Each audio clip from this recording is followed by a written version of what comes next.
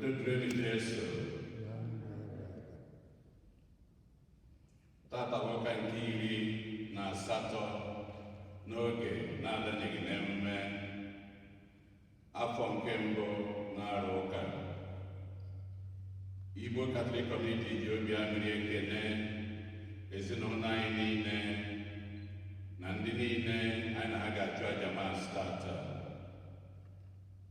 Na aja nke Maasị tata, ezinụlọ Fidel na nnozi ji na-enye Chineke ekene na-ayọ ngọzi na amara ya n'isi ihu nne Osiji na Amarachi Osiji, ndị nke na-elote mgbe e jiwere mụọ ha. Ezinụlọ David Akụnwafọ na-enye Chineke ekene na-ayọkwa ngọzi ya niile na nchekwaba ya n'isi ndị be Akụnwafọ niile, ndị nke n'obodo a na ndị nke nọ n'ụlọ na be anyị bụ Naịjirịa.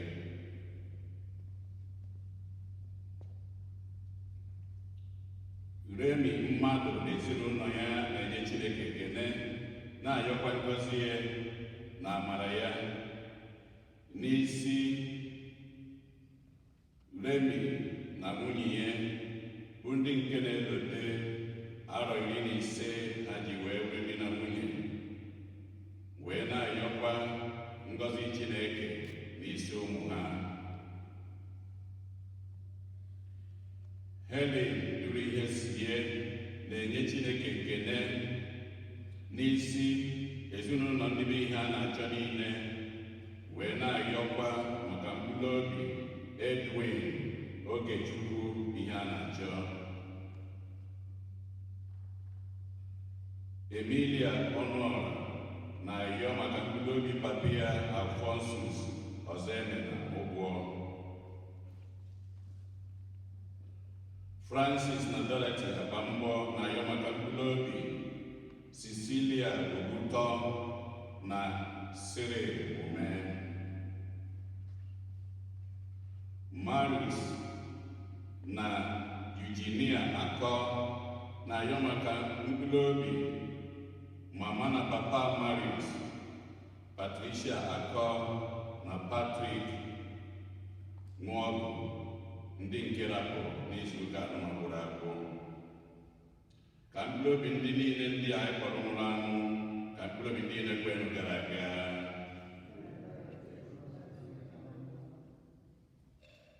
Onye isi nchụaja na aja nke Maasị tata bụ ụkọchukwu anyị Jude Umeobi. Kịta ka anyị were aṅụrị na okwukwe tiekọta ọnụ na okwukwe.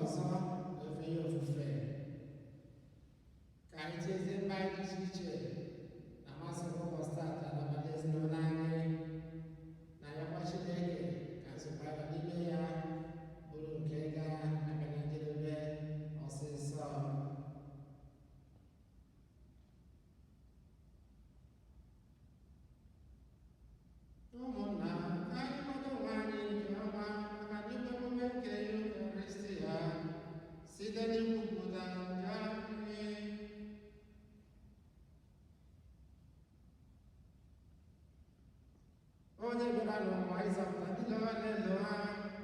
Onye nwe anyị mere.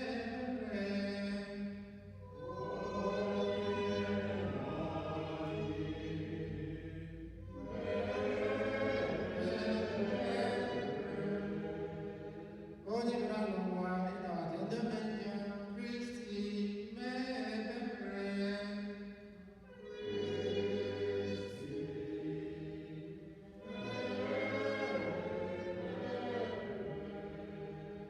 Onye nọ n'aka nri na-arịọtara Chukwu arịrịọ. Onye nwe anyị mere.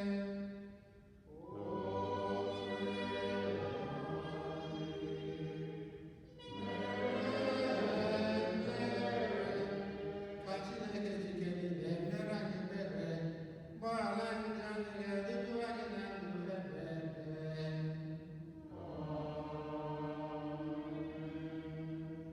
Otuto dịrị Chineke n'udo kacha elu.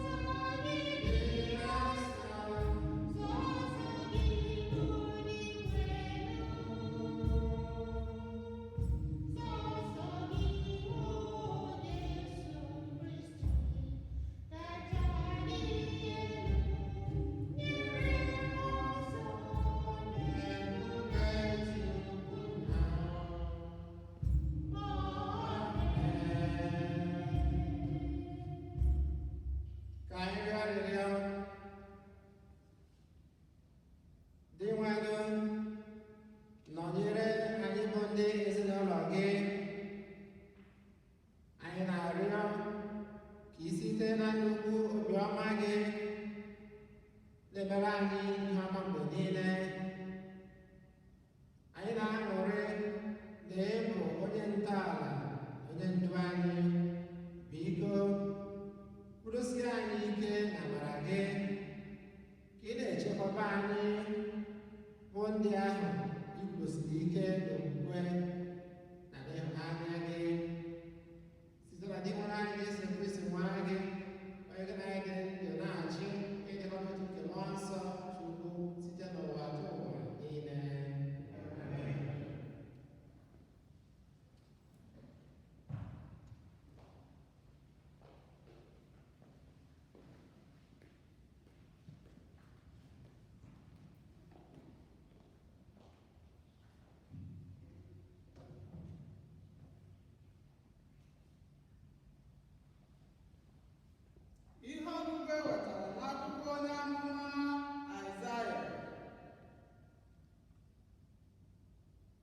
Geenụ ntị, ọ bụ di nwanne na-ekwu.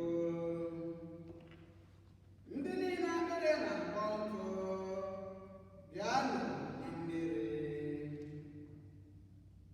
Ndị niile na-enweghị ego,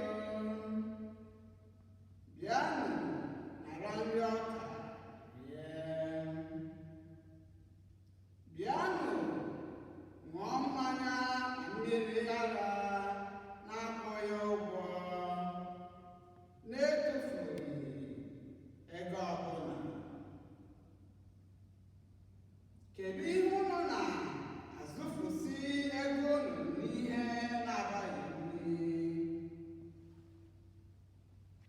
Gịnị ka unu na-azụfusi ego ụgwọ ọnwa unu n'ihe na-anaghị eju afọ?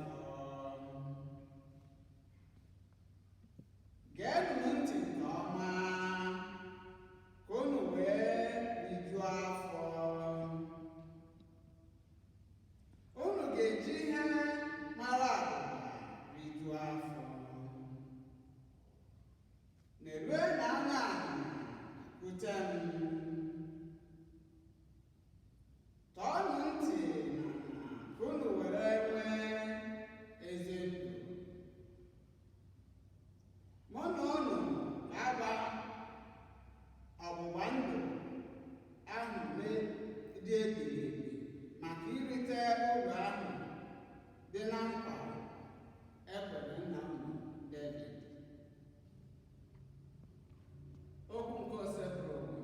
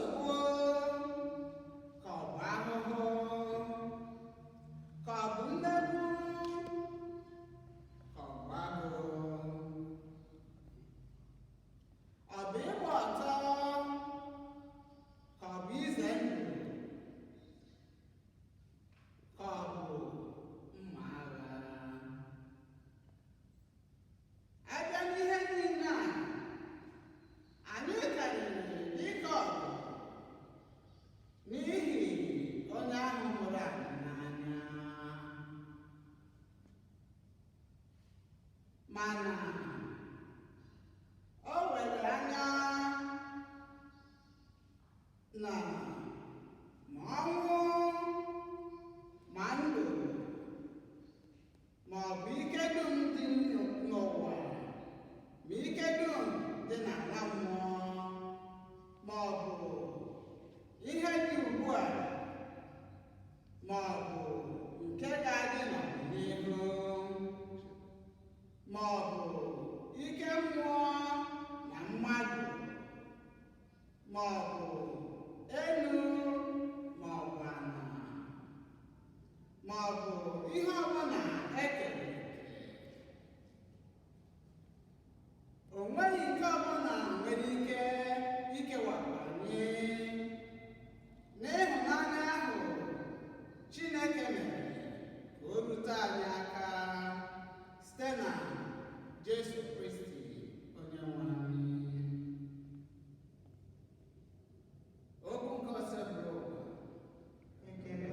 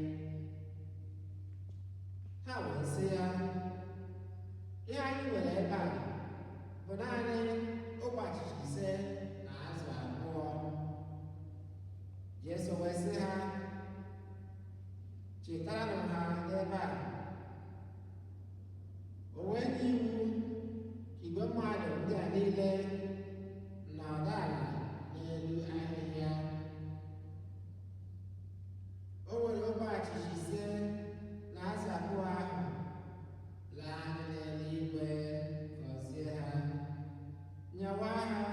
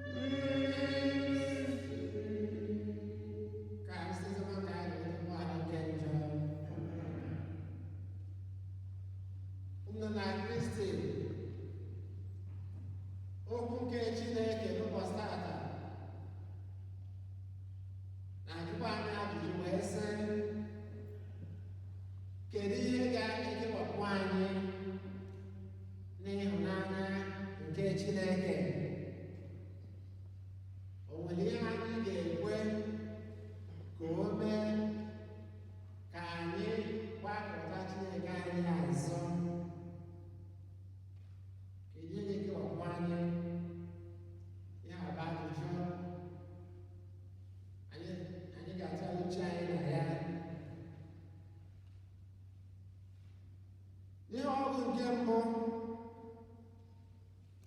nke si n'akwụkwọ onye ama Aịzaya,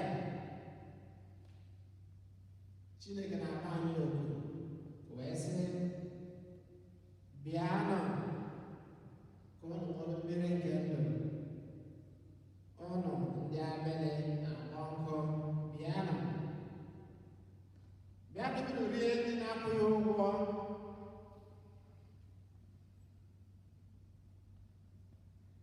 Wee na-ajụ sị, kedu ihe anyị na-etufusi ego n'ihe na-abaghị uru?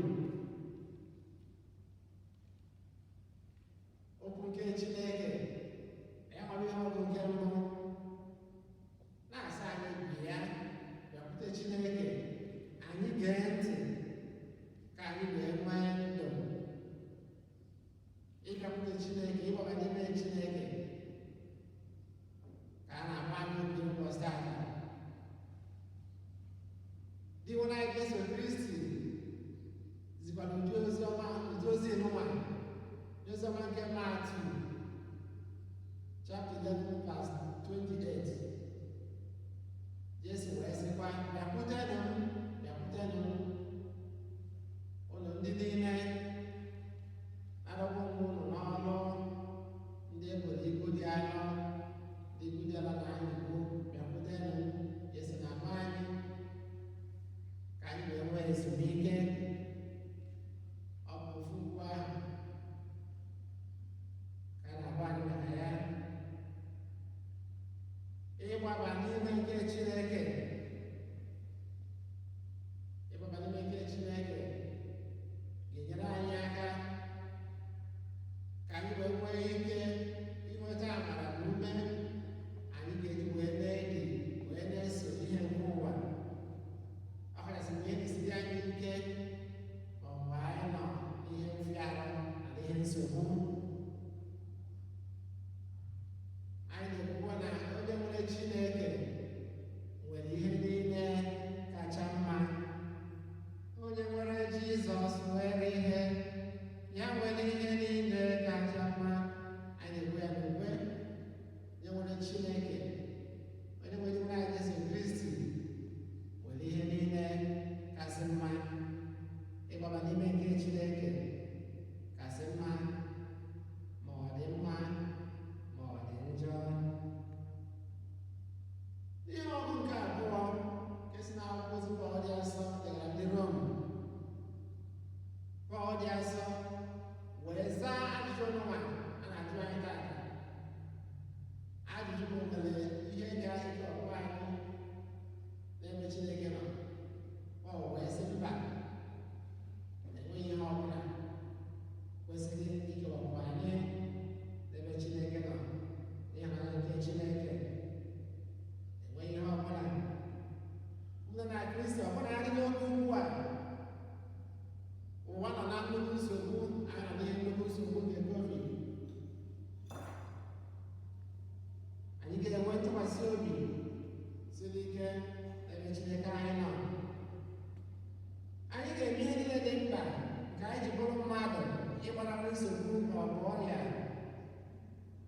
Ma mgbe anyị gbasiri oke anyị, ka anyị ji bụrụ mmadụ, anyị eme gịnị? Anyị ewere ihe niile wee hanye Chineke n'aka, wee na-ayọ nchekwaba nke Chineke n'odudu ya. N'oziọma nke Matthew nke anyị gụrụ taa, dị nwere anyị Jesu Kristi gosipụtakwara nnukwu ịhụnanya na nnukwu obi ebere o nwere n'ebe anyị bụ mmadụ nọ. Jesu ji ogbe achịcha 5 na azụ 2 wee zụọ ọtụtụ mmadụ iri, ha rie wee rijuo afọ. Anyị gụkwara ya n'ekwe aza. Ekwe aza gwara anyị sị na aka nke eluigwe na-azụ anyị, aka nke eluigwe na-azụ anyị. Dị nwere anyị Jesu Kristi jikwazi okwu ya nke na-akwụkwọ nsọ wee na-azụ anyị nri, wee na-agbaziri anyị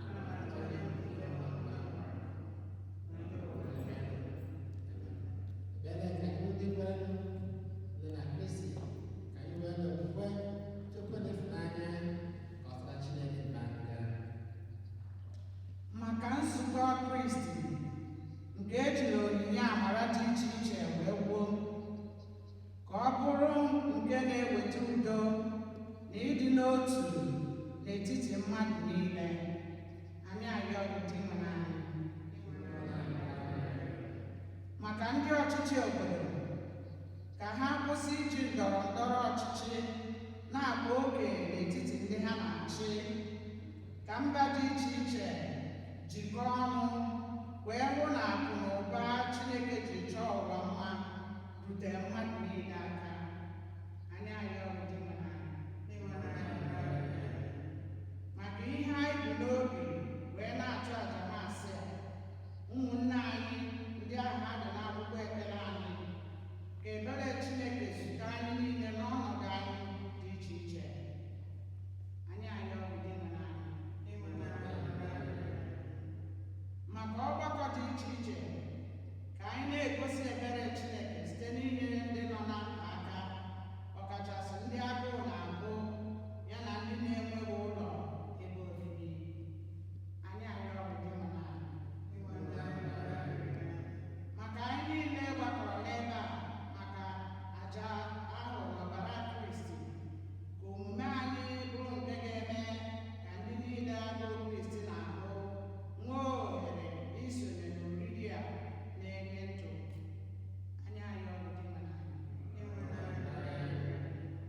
Maka ndị niile nwụrụ anwụ, ọkachasị ndị anyị na-echeta amasị taa, ka Chineke were ebere ya nabata ha n'ala eze ya, ma kasịkwa ndị nke ha na-eru ụjụ obi. Anyị arịọ gị dị ịhụnanya. Ebele n'obi.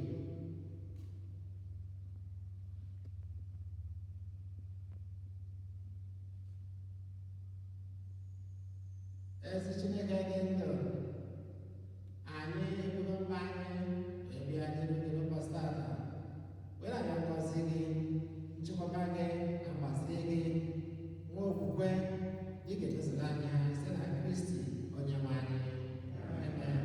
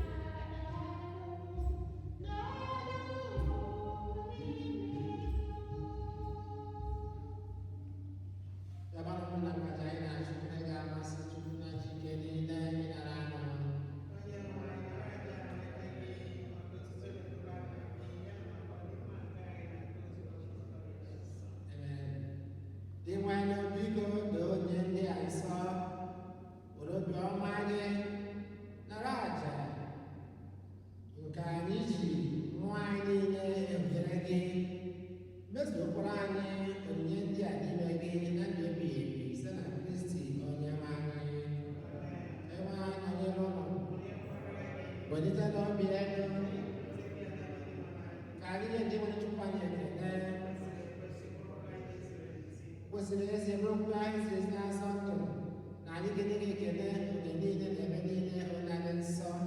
Chineke chike niile onye ụwata ụwa site na Kristi igwe n'anya onye jiri ihe edodo mmadụ mana mee mmadụ kwere ka mmụọ ya na Virgin Maria ọ gbapụtara anyị n'ọnwụ ebebe site na ọnwụ ọnwụ n'elu obe bịa si na mbilite n'ọnwụ ya nye anyị ndụ ebebe n'ihi nke a anyị na-eso igwe ndị mama niile nke eluigwe na-ete ebube gị oge niile n'ukwe na-asị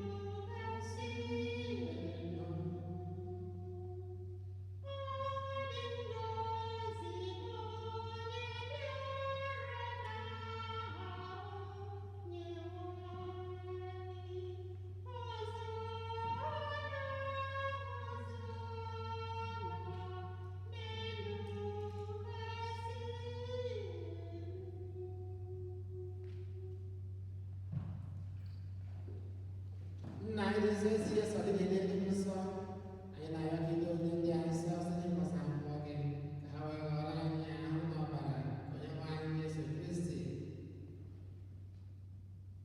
onye mere tupu dinye n'ọnwụ ka o jiri aka ya wee na-alụ were achịcha ihe ekele n'otito nyawa ya nye maazị ya sị tara nke a ga na ya unu niile ka bụ ahụ m ka ga-eruru nye ma ahụ unu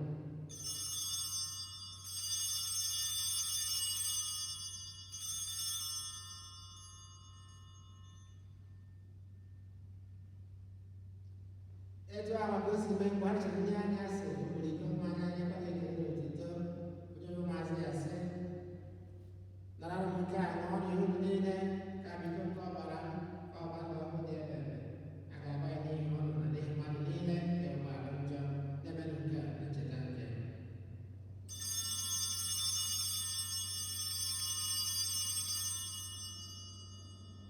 n'ezigbo nwa atụrụ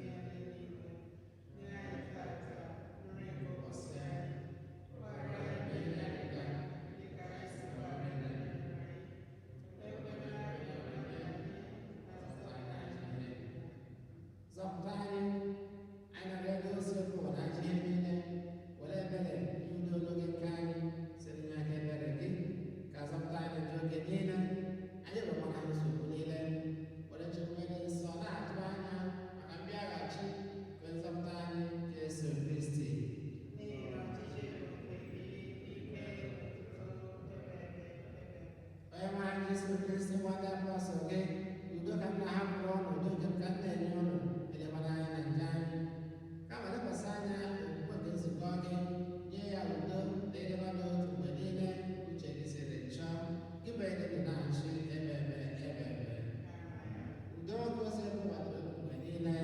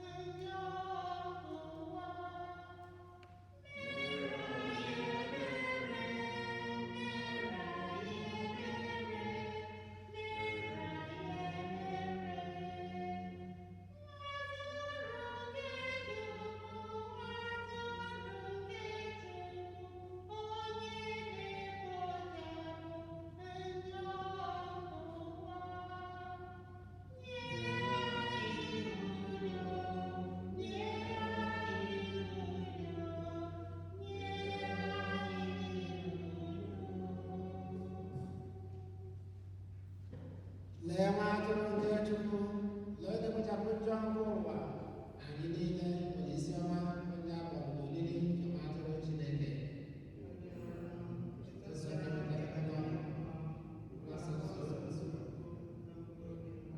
Ka ahụ ọbụla Kristi bụ anyị udo na ndụ ebighị ebi.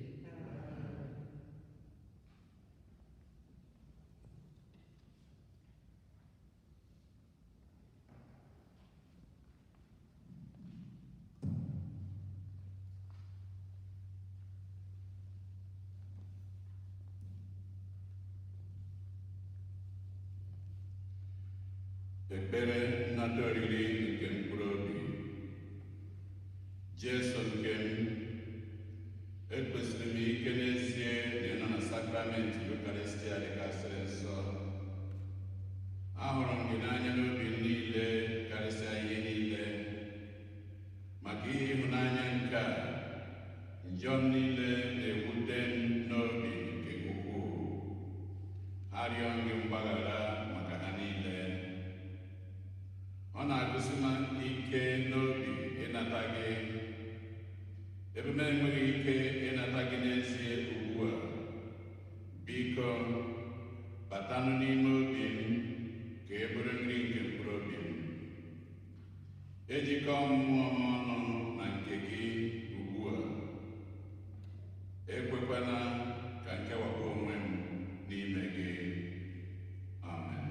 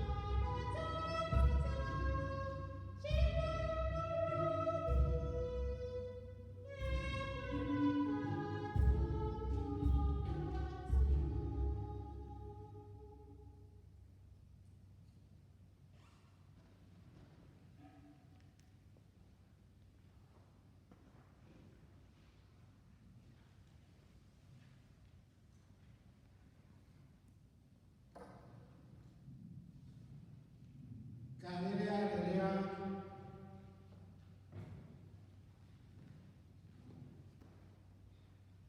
Onyenwe anyị, i werela onyinye gị nke si n'eluigwe zụọ anyị.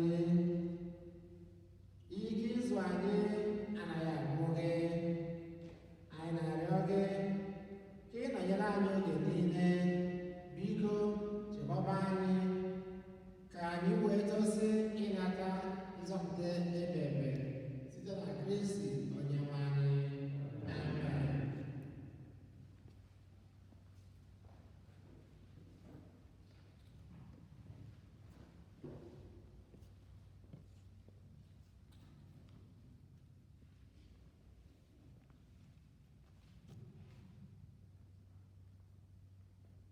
Anyị nwere obere ọgwụ ole ma ole.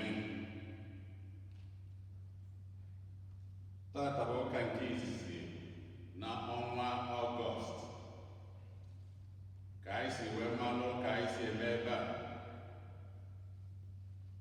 Ọnwa Ọgọst bụ ọnwa anyị wepụtara iji wee tụrụ Chineke mma, iji nye onyinye, were kelee Chineke etu o si na wee dị.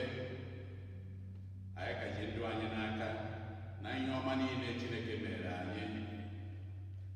Ọ bụ eziokwu na COVID-19 ji nsogbu ya were bịa, ma ọ bụ site n'ike Chineke ka a ji wee dị ndụ tata wee nọrọkwanụ wee na-ekele ihe.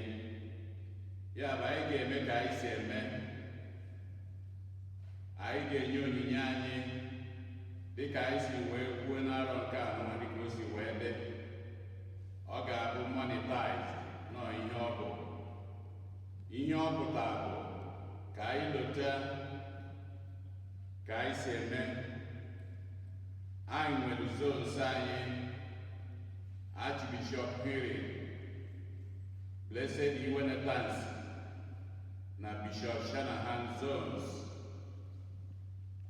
Anyị na-ada agba mbọ sọmpi ka amadụ ndị ya emekarịnụ etu ahụ ka anyị ga-esi were mekwa ya. Etu a ga-esi wee na-eme bụ ka anyị si eme na mbụ. Ịmara etu o si dịghị mma isi kenee Chineke na-arọ nke anụnwa. Ipulejie ya, itinye ya na envelope, dee afa gị, dekwe na zonu nke ị nọ na ya, ka e were tinye ya n'aha ndị zonu gị. Pleji ị na-eme, ị nwere ohere iji were kwụ ya. Ị nwere ike ịkwụ ya ofu nkwụ, nwee ike ịkwụ ya na nwayọọ nwayọọ, maka anyị si wee kpọkọtakwa oge a ga-agbakọ ka amalụ zonu ndị nke ọ bụ ha sọkarịrị na mpi. Ọ bụ ndị kwụrụ ụgwọ oge amaghị eji were gaa ya agbakọ. So bido tata wee ruo na ngwụcha ọnwa nke Ọgọst, ma ọ bụ mgbe a gwara anyị na ọ ga-akwụsị. Ụka ọbụla, ụbọchị ọbụla, ụbọchị gị na ezinụlọ gị chekọtara na unu ga-ekwe nkwa ma onye onyinye nke unu tinye ya na envelope, memuo ya to ya zone. Itinyezie na envelope, ị nwere ike itinye na mail, mmụọ ịbịa tụnye ebe na befada ebe a nọ ebe esi etinye leta. Ka anyị gbaa mbọ ka anyị nwee oke anyị were tụọra Chineke mma. Dịka anyị si ekwukwa, ọ na-agụ anyị agụ n'idebe ụlọ ụka ozugbo, mana ụlọ ghọtara ihe anyị ka ji nọrọ ebe anyị nọ. Anyị ji eme etu anyị si eme, ma n'oge adịghị anya anyị ya ama anyị jikọta onwe anyị. Ọ bụrụ na ilo anyị a na-eme ya, mana etu o si na wee dụ ihe ọ pụtakwa bụ nke ọbụla anyị kpọkọtara anyị eme. Anyị na-achọ ndị enyemaka, ndị niile ya ahụ na ka anyị kaba n'ilo na ihe niile ya aga n'ihu, ka ọ ghara ebe anyị bido anyị akwụsịkwa, ma ọ ya ebido ụmụaka onwe onye ya eji ụmụ ya aka, onye pụta ọmakụba nwanne ya. Ka anyị si wee malụ COVID amara nwoke, ọmara nwaanyị, ọmara nwata, ọmara okenye, ọmara na anyị bụ ndị Afrịka na o nwere ka anyị si eme, o nwerekwa onye ọsọ. Igbo Amaka klaasị na-aga n'iru dịka esi ama n'ọkwa, wee na-elotere ndị confirmation klaasị. Ọ ga-ebido na Septemba. Confirmation class ga-ebido Septemba. Registration na-aga on kịta. Ọ bụrụ na ị nwere ụmụaka ndị nọ high school ma ọ na-abanye high school, ọ bụ ha nwere ndị dị dorugoro ịkwụ aka n'isi. Ndị dị etu a biko kpọọ ọnụ ọfịs. Ịkpọ ọfịs, ọ bụrụ na o nwere onye zara nọ, rapụ ozi, a ga-akpọchiga gị azụ. Nwekwe n'oge ụfọdụ nwe ihe gbagharị ga-amarọ, ịkpọ ọfịs akọwara gị ya na ọ ka esi eme.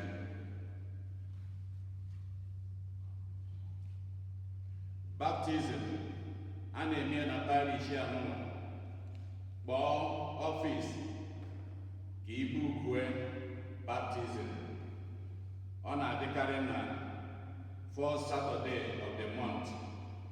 So 4th Saturday in September, a ga-enwe baptizim ebe a.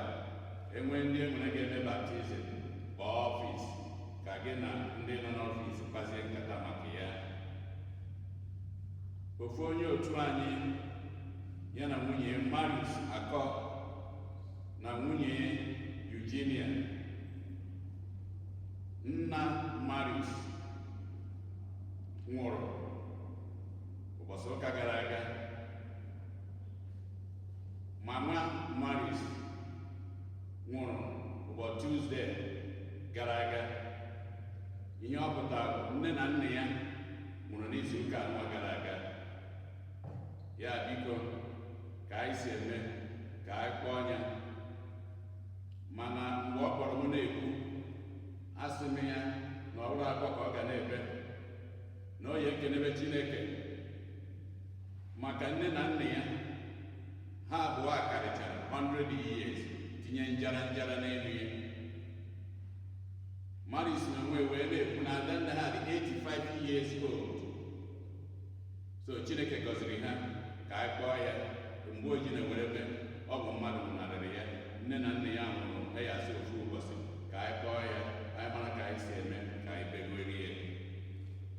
Anyị wee na-elotekwara anyị niile ka anyị ghara idozi ekpere, na-enye Chineke ekele maka ọgọ ya, na-ayọkwa ya ka ihe a dakwasịrị anyị ka ọ bịazie ka ọ nara ọsịsọ. N'elu ya kwa ka anyị kelee ụkọchukwu anyị bụ Jude Umeobi, ka anyị kọrọ ya aka.